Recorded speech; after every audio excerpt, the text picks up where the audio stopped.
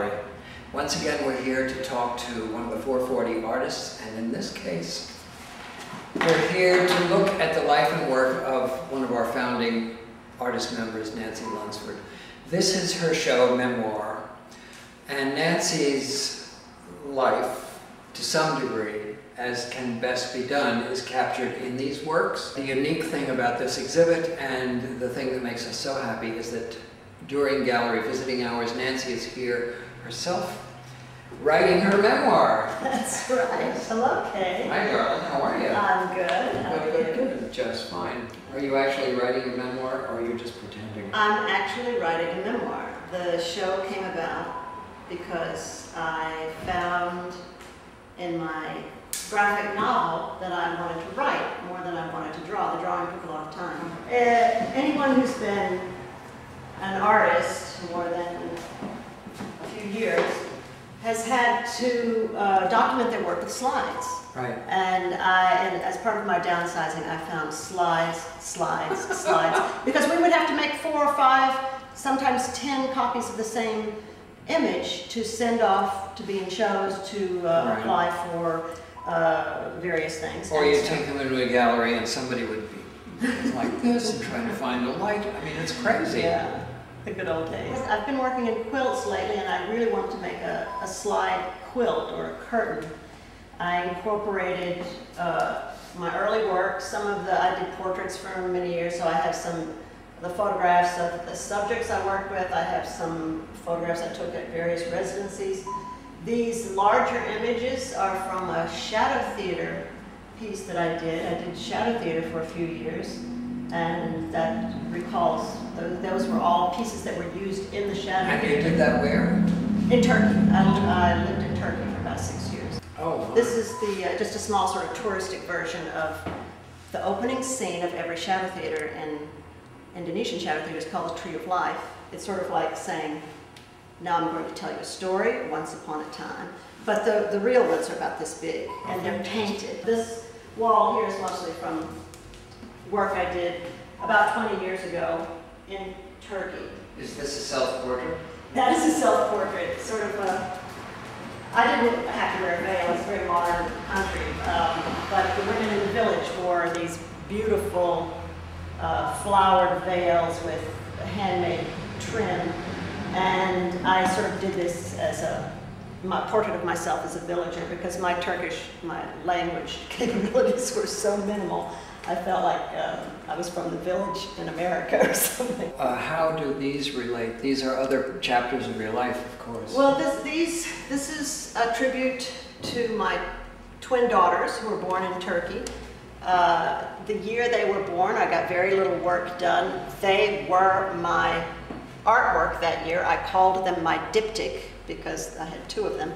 And so this was sort of a tribute to them. It's made up of a letter I wrote to my mother, who had never seen them. They were 5 months old, and I was getting ready to go home. And so I was drawing pictures of them, what they were eating.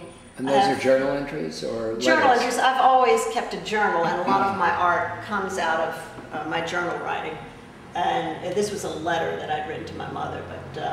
And I have a cow here because I felt like a cow. I was nursing twins on demand at first, and so the diptych here, which is sort of this religious iconography, also represents my breasts at the time, which were massive and constantly feeding.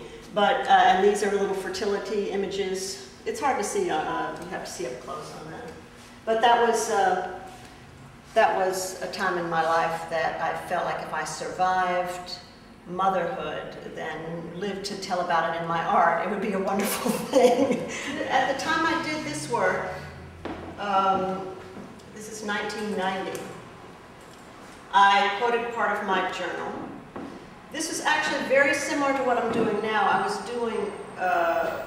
looking back at my journal, trying to recapture various stages of my early development. I had a very chaotic childhood. We moved every year, sometimes in the middle of the school year, and my father was a musician, and we sort of followed his dreams. This particular piece has more to do with just romance.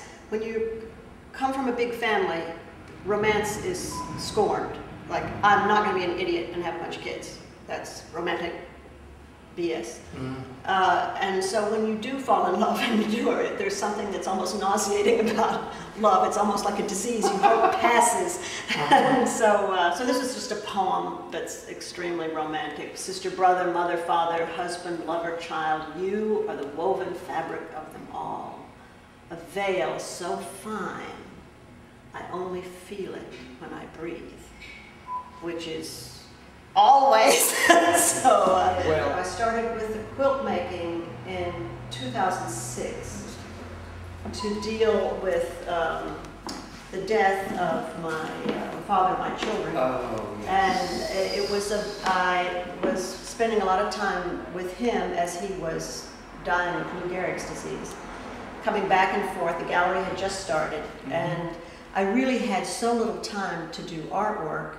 As I was caring for him, there was a quilt that his sister had made for him that he would cover himself with. And I saw this every day I was down there.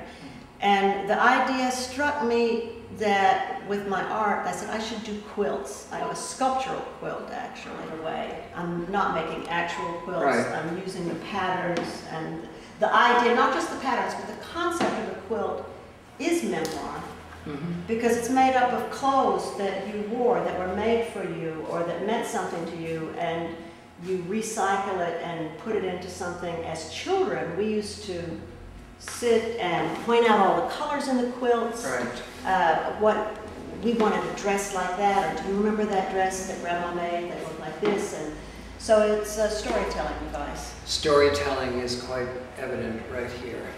In a literal sense, these are almost like sketchbook journals once again. All the little fragments woven into a whole that really stands.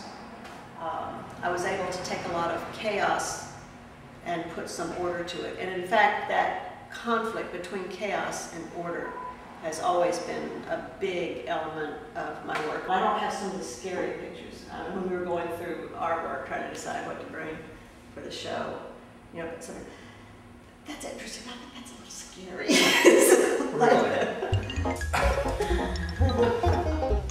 I'm very, very pleased to be able to not only present the artists of the 440, but to give you an idea of what we do here and to show you around my home. This is Kay Sera, wishing you all a happy and productive summer. Our season begins again in earnest in September. So you can cut a lot of that, can't you?